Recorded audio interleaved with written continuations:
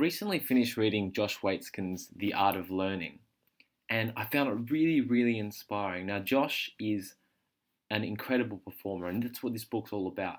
I think it would actually be better termed the art of performing rather than the art of learning, and learning is a precursor to that performance. But anyway, I'll kind of start from the end. What Josh is trying to help readers get to is this illusion of the mystical, and it's kind of embodied in one sentence that I'd like to share here, and that is, if the opponent does not move, then I do not move. At the opponent's slightest move, I move first. And so it's this kind of paradox. It's an ancient Chinese saying that kind of explains what Josh is trying to get to, which is such a level of professionalism in your exploit, whatever that may be, that you're able to appear as though you're mystical in the way you're performing. And Josh claims to have reached this point in a number of exploits, but which is pretty understandable considering the fact that he was actually a chess world champion as well as a Tai Chi push hands world champion. And so he talks about kind of four components. He doesn't name them, but he really is talking about these four components and bringing them together through this process to get up to the illusion of the mystical. So I'll just briefly talk you through that now. So he talks about the natural mental, and he talks about how your essence, who you really are, feeds into that, and how it's also important to consider what your competitor's essence is. So for example, in terms of your essence, he says, one of the most critical factors in the transition to becoming a conscious high performer is the degree to which your relationship to your pursuit stays in harmony with your unique disposition. And he expands on that when he says, my whole chess psychology was about holding on to what was, because I was fundamentally homesick. When I finally noticed this connection, I tackled the transition in both chess and life. And so it's all about how who you are manifests in your profession or your exploit. And he talks about how it's important to identify how who your competitor is manifests in their exploit. For example, great players are all by definition very clever about what they show on the chessboard. But in life's more mundane movements, even the most cunning chess psychologists can give away or reveal certain essential nuances of character. Now, we really need to combine that natural mental with a cultivated mental. And we're trying to bring these 2 points together to get to something that Josh calls the soft zone. He's got some key points on mastering recovery and success and failure, how to deal with success and failure, but I'll leave them for you to explore. Before we go into the soft zone, we'll just talk about bringing these 2 points together. So we're moving together towards the right. You have to acknowledge your natural physical in the same way you have to acknowledge your natural mental, but Josh doesn't talk a lot about that. But he does talk a lot about cultivated physical. He talks about, and this key term he uses, which is numbers to leave numbers. Now, this numbers to leave numbers sentence is really encapsulating one key thing, and that is the internalization of physical processes. For example, you could talk about the example of driving a car. When you're first driving a car, it's a very difficult kind of thing. And it's actually related to a mental kind of engagement as well. But you have to concentrate on lots of things. What are your feet doing? What are your hands doing? What's happening on the road? What radio channels things on.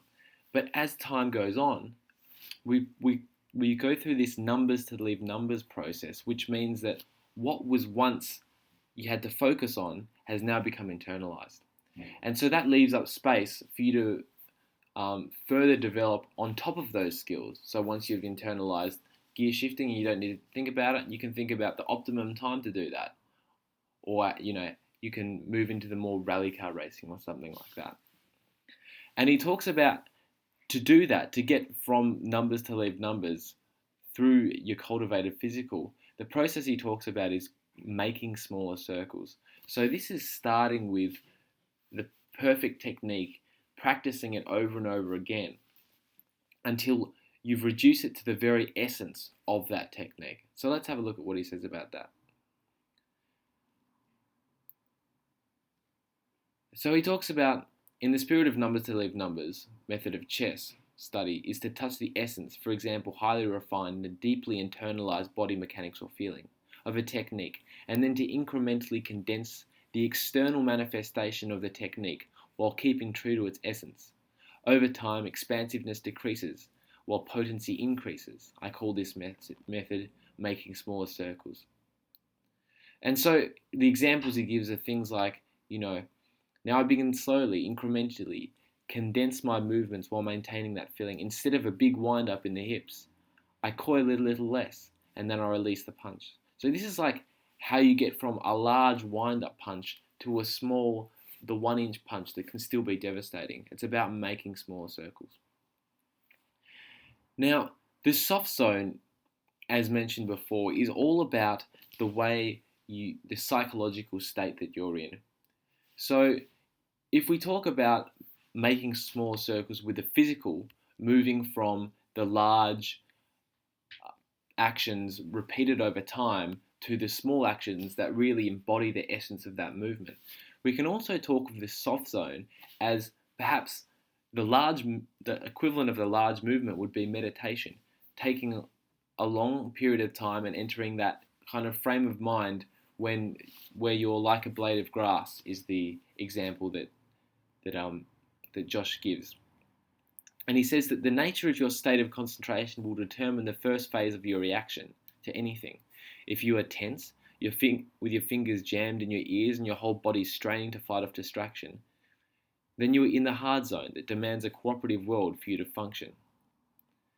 And so he talks about you need a cooperative world or you do not need a cooperative world. When you're in the hard zone, you do. When you're in the soft zone, you don't. And he gives an example of, he calls it making sandals. Now, he's got the parable, and I'll see if I've got it here. Here we go.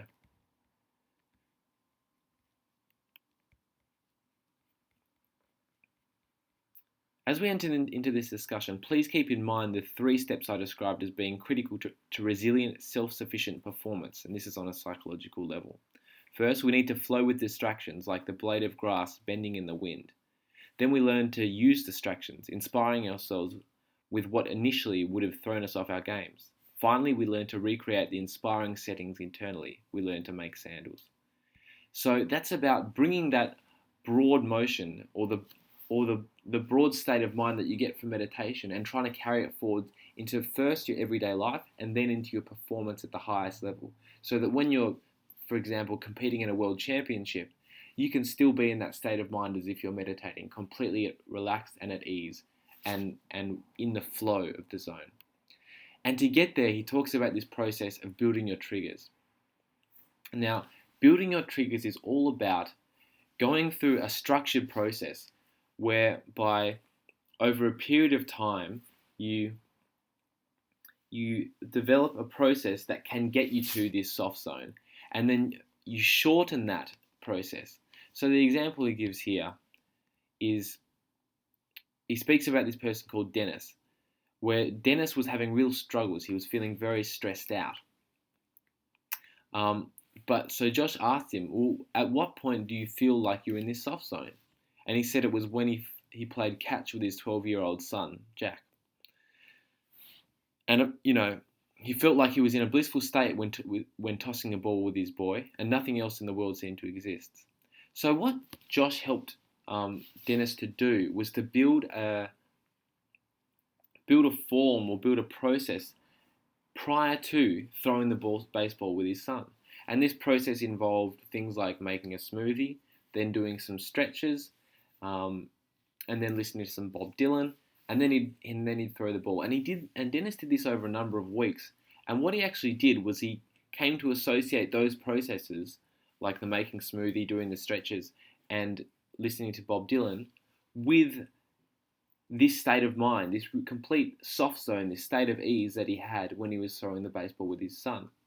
And then, which was also related to making smaller circles, bringing that together with building your trigger, is he started to shorten that preparation progress. So, sometimes he'd skip the smoothie if he wasn't feeling that hungry. He reduced his stretches from a longer stretching period to a shorter, and then he started to listen to only maybe one Bob Dylan song instead of the whole 10 minutes. And what you can do is you can slowly compress that process, making smaller circles until the point that you actually mastered it. So within a second, you can be completely engaged and in the soft zone. And I think this is really beautiful. Do I have it here?